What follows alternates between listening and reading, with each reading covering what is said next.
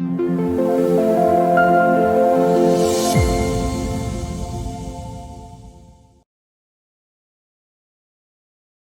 rest of the story. Never in history did a town have so much trouble naming itself than the town of... Well, you see, that was the problem. The town had no name, not even an unofficial one. There were many suggestions, but every time somebody made a suggestion, it was discovered that some other town already had that name. How did the folks find their way to the nameless town? Well, people who lived on the gently rolling hillscape of southern Indiana would simply point and say, over yonder is the nameless town. So that's exactly what they came to call it until one Friday night, late in 1852, on Christmas Eve. And this is the rest of the story. The Christmas Eve service had just concluded in a little log church, and everybody was there. As good a time and place as any to hold the final town meeting of the year, one citizen decided. As had often been the case throughout the years of town meetings since the community's founding, there was only one order of business that night, a name for the nameless town. All were gathered around the pot-bellied wood-burning stove. The circuit-riding preacher who had just preached the service was there, too. He was a popular fellow, the Reverend Christian Wittenbach. So esteemed was this minister that somebody suggested naming the town Wittenbach, Indiana. But I think it was the Reverend himself who respectfully declined. After all, he didn't even live there. The frustrating discussion continued. Now, when I mention everyone was there, I mean everybody. Children, although quiet and not participating, children were included. But then, with a chilly December gust, the door of the church blew open. It was the adults who fell silent, and it was the youngsters who suddenly came to life. For beyond the picture-framed doorway was a magical scene of snowflakes winking on black velvet, and the magical sound of sleigh bells. But whose sleigh might it be? All were present, remember, and nobody else for miles and miles around except... That's right. And as the children ran to the doorway, they excitedly shouted the name that every grown-up was thinking.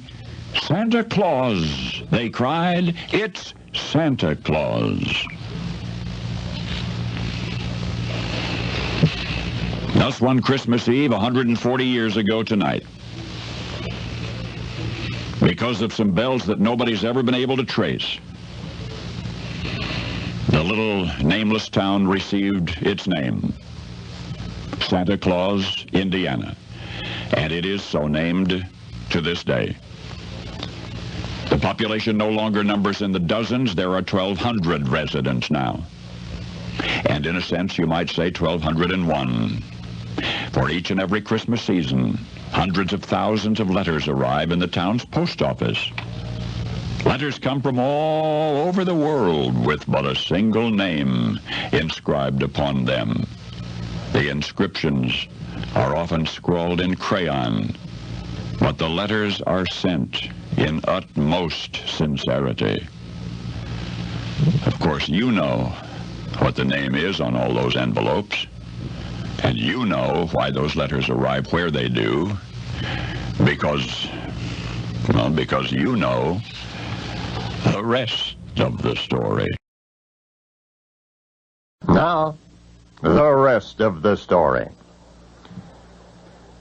If only it had even by the furthest stretch of the imagination, if only it had been considered great art, then perhaps it would not have aroused such righteous wrath, and yet examined by even the most sympathetic eyes, it can be described only as a drawing. Clever, a competent illustration, yes, but my goodness, no greatness about it. So how come it created a scandal? What was so sinister about the picture? Well, before you decide, I want you to hear the rest of the story. In 1840, the temperance movement was a powerful force in British society. Tens of thousands contributed money to more than 100 anti-drinking organizations. The most influential church leaders supported such groups. Among the enthusiastic patrons was Queen Victoria herself. Now, the picture I was telling you about, it was sketched by an artist named John Calcott Horsley in the year 1843. The picture was divided into 3 sections, the most prominent of which depicted a large family dining together, but not merely dining, they were drinking. Now, it's clear that the beverage in the illustration is alcoholic, if only by the shape of the glasses. The intolerable excess is displayed in the foreground. A very young child is drinking also. Overwhelmed by the consequent avalanche of protests, artist Horsley turned Fink. The drawing, he insisted, was not his idea. Not exclusively, at any rate. Horsley had been put up to it, he said, by somebody else, by a man named Henry Cole, Sir Henry Cole. That was an outrageous suggestion, especially considering that Sir Henry was an intimate friend of none other than Prince Albert. But what do you know? Sir Henry Cole confessed. He had indeed commissioned John Horsley to illustrate the scene, and he didn't care who knew about it. In fact, he was proud of it. But temperance advocates remained adamant. Through this drawing, Horsley and Cole were promoting drunkenness, and the fact that it was now actually being copied and circulated made matters all the worse.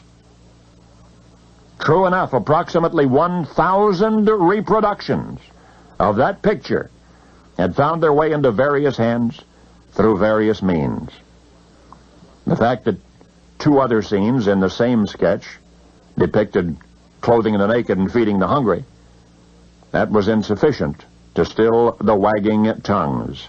It was that one prominent scene which counted most to the moralists, the drawing of a Victorian family, 3 generations, sitting at the same festive table, glasses raised in a toast, apparently to the viewer, a toast to the recipient of the illustration, which Sir Henry Cole had commissioned for reproduction because he, Sir Henry, because he'd been unable to keep up with his correspondence that holiday season. I said because he, Sir Henry, had been unable to keep up with his correspondence that holiday season. Therefore, on that same sketch, this simple message was inscribed, "A Merry Christmas and a Happy New Year to you." That's right. The mass-reproduced pasteboard illustration which created all the fuss was the world's first Christmas card. Now you know the rest of the story. Now, the rest of the story. In the year 1647, England's Parliament convened to discuss a most serious matter. There was some sinning going on. Something potentially affecting every man, woman, and child in the country. A plague sweeping the land. A widespread contamination, it was called. Not physical disease, moral degeneration. A sin is what it was. As bad as all that. As bad as all that. For so insidious was the manner in which it had invaded a culture that until recent years hardly anyone had realized just how dangerous it was. Now, in despair, in 1647, British legislators sought to identify the source of this spiritual havoc. Clearly, it had not begun among them, but it had begun somewhere in the dark recesses of their nation's history. Now, the term used to describe this dread thing was innocent-sounding enough. Originally, the word had meant to dance in a ring, although by now practically nobody associated it with dancing. Anyway, the seeds of its destructiveness were perhaps sown in the early 13th century. An Anglo-Norman ritual may have been responsible for starting this sinning. The 14th century witnessed a flourish of humanism and democratic spirit, and in this climate in which liberty was often regarded as license, the stage was set. And then dawned the 15th century, and with it the great menace, the scourge of England for years to come, the deceptive evil which now must be dealt with once and for all. But how? Might not many of those cruelly deceived rise up in anger, riot in the streets, even storm Parliament itself if threatened with a nationwide ban? Would prohibition of this sin work? And could a sin so beguiling, so intoxicating, so omnipresent be treated as a common misdemeanor and simply summarily prohibited? Rather than could it, the question before Parliament was, could it be otherwise? Well, anyway, now it was time for the legislators to vote before it was too late. Throughout England then and thenceforth, the awful practice must, in all of its forms, be considered a crime. It must be relegated to the distant, decadent past from whence it came. And so it was. The Parliament of England, 1647, passed its proposal, proclaimed its decree, and it was now a punishable offense, and it was to remain so until 1660, the restoration, the reestablishment of the British monarchy with the reign of Charles II. Now today, it's no longer considered a sin. Today it's okay.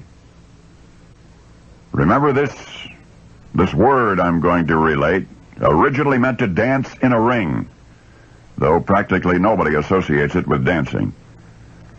But as you participate in this happy tradition this year, I want you to recall the strange once upon a time, in the years during which the pagan hunting Puritans controlled England's Parliament. That curious intermission in British history when it was a crime, and you would have been a criminal for publishing or even for singing Christmas carols. Now you know the rest of the story. And now, the rest of the story. The subject was bound to come up, and yet when Al and Vicky were married, nobody mentioned it. Nor did the issue arise after the birth of their first child. But when little Ed was born the following year, Al asked his wife a favor. And that brings us to the rest of the story. The favor which Al requested of his wife was, could their household please that year at Christmas time have a Christmas tree? You see, theirs was a mixed marriage. There'd never ever been a Christmas tree for Vicky while she was growing up, and yet of all of the fond memories of Al's childhood, the most marvelous and magical were those of the family Christmas tree. It had been an indispensable winter tradition. As Al grew up, the magical memories faded, but now suddenly he found himself gazing down into a crib, into the eyes of his infant son, and somehow he saw therein himself. Al had adored his firstborn, his little daughter, but it took a son to awaken the simple, sweet yearning of his own boyhood. So he came to his wife, and as persuasively as he knew how, he asked for a family Christmas tree.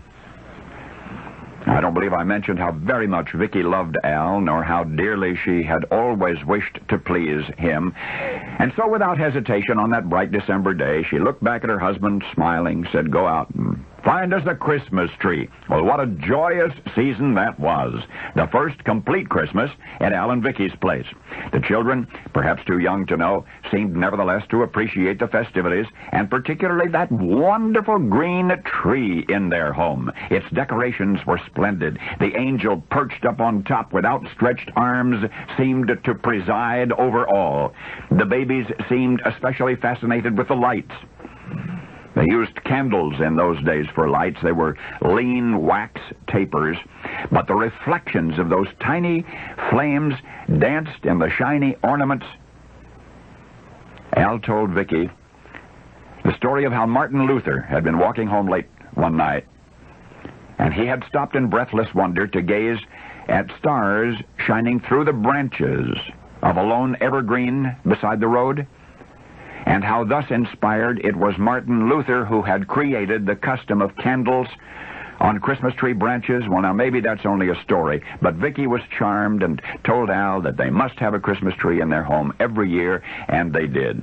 They would have 7 more children, 9 in all. Vicky herself would live to see 37 grandchildren, and everybody from earliest childhood would love the family Christmas tree tradition, although it became much more than that. For their marriage, as I say, was mixed. You see, Al had been born in Germany and Vicky in England, and at the time of their marriage in 1840, the Christmas tree was a German custom. There were none in Great Britain.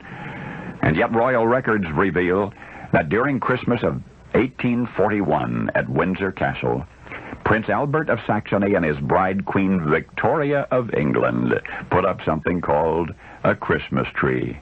Al and Vicky put up a Christmas tree that delighted the entire court and swiftly captured the imagination of the British Empire.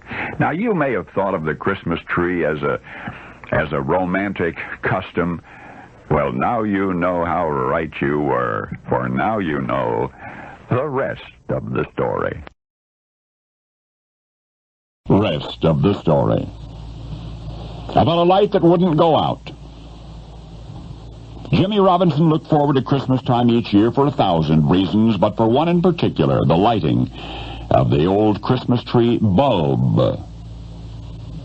For of all his parents' holiday decorations, the most special was a strand of Christmas lights with a score of replacement bulbs on it, but one original one. One colored light bulb that had come with the set, which had continued to burn brightly season after season. There was no mistaking that one bulb. It was the very last one on the string.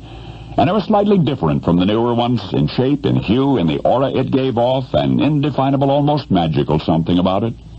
So for Jimmy Robinson, Christmas time carried with it a unique anticipation. He and his daddy would bring home their Christmas tree, and Daddy would get out the ornaments and the lights, and then before any other decoration was removed from the big dusty cardboard box, that one old strand of tree lights would be taken out, and as Jimmy held his breath, wishing hard, Daddy would ceremoniously plug in the plug, and each and every season, that last light on the string, that only original bulb left, would light up and shine as brightly as ever before.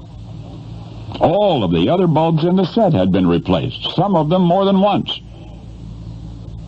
But the very last light continued to glow for the Robinson family each Christmas. Something like a dear and ageless relative dropping in for the holidays. Well, that was many Christmases past. Over the seasons since Jimmy grew up, he left hometown, Baldwin, Missouri, to see what lay beyond. He is Major James Robinson now, a chaplain in the United States Army, stationed in Arizona. One night, this December, he received a telephone call from back home in Baldwin from his father, Walter Robinson. He has received that same phone call each Christmas time since he left home. And the news this year was the same as always. Told in the same delighted, excited voice. It lighted up again, son. That same old Christmas light, it's still burning bright. But this is the rest of the story. Medical science is now only beginning to comprehend the power of mind over malady. The way a patient thinks can, to varying degrees, steer the course of any disease, multiple sclerosis in particular. In fact, there's such a demonstrable cause and effect between one's mental attitude and MS that doctors were once reluctant to diagnose it for fear of worsening the disease with the news. Conversely, perhaps no other illness responds so quickly or so dramatically to hope. Jim Robinson's dad, Walter, has MS. In its course, there are ups and downs, and yet no up any higher than the exhilaration from an annual ritual in which a solitary Christmas tree light continues to defy the dark. One brave little light ablaze each Christmas, and the one event to which he looks forward all the long year, ever since the strand was purchased by Jim Robinson's grandfather in 1918, 75 Christmases ago. And now you know the rest of the story. The rest of the story. The city worker flagged down the policeman. You see that fellow the former told the latter? The policeman nodded. Well, he has a funny accent, the street worker said. The officer replied, so?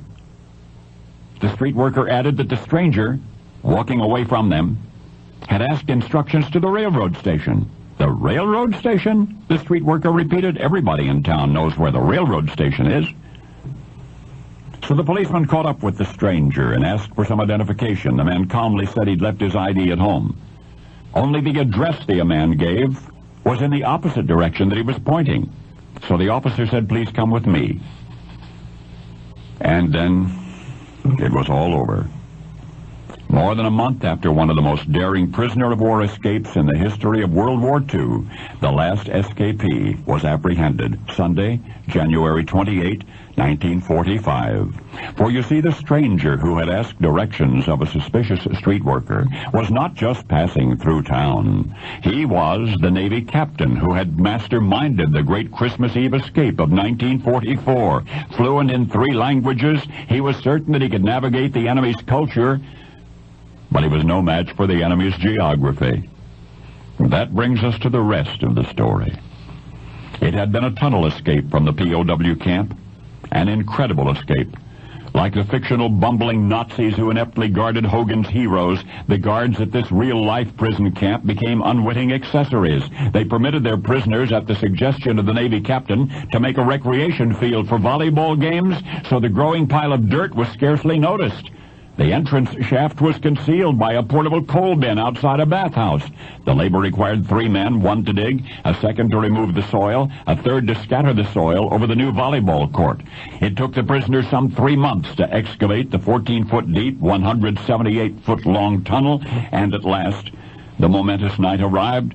25 prisoners were to make a run for it. They began at 2100 hours in the cold and rainy darkness of a December 23. By 02:30 Christmas Eve, the last designated prisoner was free.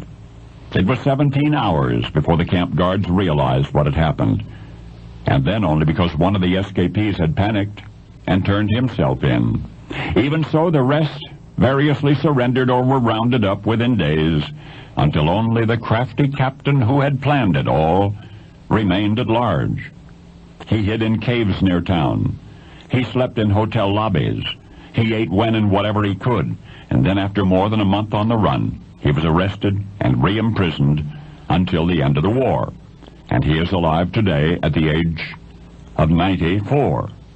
Yet even still, the great-grandchildren of Captain Jurgen Wattenberg beseech him to retell the true tale of the great Christmas Eve escape of 1944, when he and 24 intrepid comrades fled their POW camp at Papago Park near downtown Phoenix, Arizona. That's right, the escapees were German officers in an American POW camp. And one thing more, the United States Army chose the otherwise inconvenient location of Phoenix for that camp because the caliche soil in that vicinity was impossible to tunnel through. Of course, now you know they were wrong, because now you know the rest of the story. The rest of the story. You ever heard the fairy tales of Johannes Niemann? In particular, do you happen to know his story of the soldiers who wouldn't fight? It goes like this. Once upon a time, long, long ago, 2 mighty kingdoms went to war. Their armies fought for months, slaughtering one another quite efficiently through the interminable summer and the terrible fall. Then somebody remembered it was Christmas. The sun shone brightly that December morning, but the mist was slow to clear, and when it did, it revealed yesterday's battlefield thinly blanketed in white. The silence was broken by a voice, the voice of one of the soldiers calling out across the battlefield to his enemies. The voice, struggling in a language that was not its own, shouted, "Come out, we want to talk." Moments later, 2 of yesterday's enemies were standing in the middle of the misty white battleground, shaking hands and smiling. Then there were 2 more, and then 4 more, until the place where their comrades had perished only hours before was teeming with a joyous throng of former foes. Nobody wanted to kill anybody, all agreed. So some exchanged gifts, cigars, candy, jars of jam, all of the modest treasures lonely soldiers come to prize. Others serenaded new friends with carols in native tongues, while the rest cut little Christmas trees and adorned them with makeshift candles. And then one soldier brought out a big round ball, while his new companions from the other army laid out on the battlefield a playing field, and with the paraphernalia of a new, abandoned war, the men fashioned a couple of goals, and for hours they played a wonderful game, which one team won, but nobody cared. Days passed. The former enemies were now friends, playing games, repairing shelters, swapping stories, marveling together at the miracle of Christmas, which had made them all as one. More than a week went by before the generals showed up. "Why aren't you fighting?" they demanded. The soldiers shrugged. "We weren't angry at anyone, so we didn't want to fight anymore." The generals were furious. "It's treason," they declared. They made all of their troops return to their battle formations and prepare to make war. For quite some time, the new friends tried to make it look good, but their commanders eventually caught on and escalated their threats, so reluctantly, today's friends became tomorrow's enemies once more. You say you've never heard the fairy tales of Johannes Niemann? Perhaps that's because there are none. His story of the soldiers who wouldn't fight, that story is completely true, utterly factual. You see, he, Lieutenant Johannes Niemann of the 133rd Saxon Regiment, was one of those soldiers who laid down his weapons and befriended his foes. A German soldier who, with the aid of his comrades and his British enemies, countless thousands, created something now called the most remarkable front-wide truce in military history.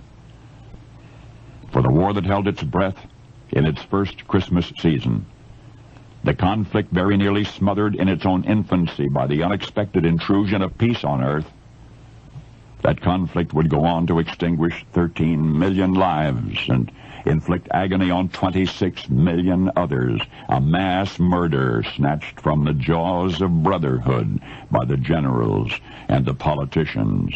We call it the First World War. You've been reading about it since you were in school. But now you know the rest of the story. Now, the rest of the story. By the mid-17th century, it had gotten way out of hand in England. The authorities had no choice but to consider making it against the law. Far as anyone knew, it had never been banned before anywhere, and if the British government did make it illegal, would enforcement be feasible? According to the observers upon whose written recollections history is based, this suspect something had often led to rioting in the streets, had even caused church services to be invaded by unruly mobs. Abomination, prostitution, profanity, the Puritan authorities called it. And at last, in 1652, by an official act, it was abolished. Again in England, it was strictly legally taboo, beginning in 1652. And yet, as today's law enforcement agencies have difficulty restricting the use of certain drugs, British authorities of more than 300 years ago found the prohibition of one public habit to be almost impossible. I think we can say this: after 1652, it was no longer visible. It was, as much of today's drugs and gambling and pornography and prostitution, driven underground. That is, it still happened, just not openly. 7 years later, in 1659, it was outlawed in the New World of New England. According to this legislation, designed for preventing disorders arising in several places within this jurisdiction, offenders would be fined. A penalty more harsh, quite probably any penalty at all, would perhaps have been unnecessary in these staunch Puritan surroundings, for indeed, as stated in the New England law of 1659, such an offense was to the great dishonor of God. What adds to the fascination of these historical footnotes is that apparently the aforementioned offense was an offense in no other place and at no other time in all history. I say apparently, for such research could be endless, and yet we've explored the customs and laws past and present of Russia and China and Japan and Europe and Africa and South America. We can't find it any place prohibited. Nowhere can we find a tradition enforced or a law on the books like those of Old England and New England 300 years ago. Anywhere else at any time in recorded history, you could have gotten away with it, but not there and not then. It was legally prohibited in England for 8 years, between 1652 and 1660, and it was prohibited for 22 years, between 1659 and 1681, in the New World. Remember that. It was prohibited in our New World. Yet so powerfully was this practice protested in the land that was to become the United States of America, that the effects of its suppression were to be felt for 2 centuries more. In the early 1900s, no student at the Boston Latin School could have told you what it was. And still in 1847, no New England college would officially recognize its existence, a condition perpetuated throughout the professional community of Boston until 1856, and throughout the public academic community of that city until 1870. And yet, despite the one-time threat imposed by colonial legislation, despite the distant cries of paganism, like our contemporary consternation over commercialization, Americans simply could not, still cannot kick the habit of observing Christmas. And now you know the rest of the story.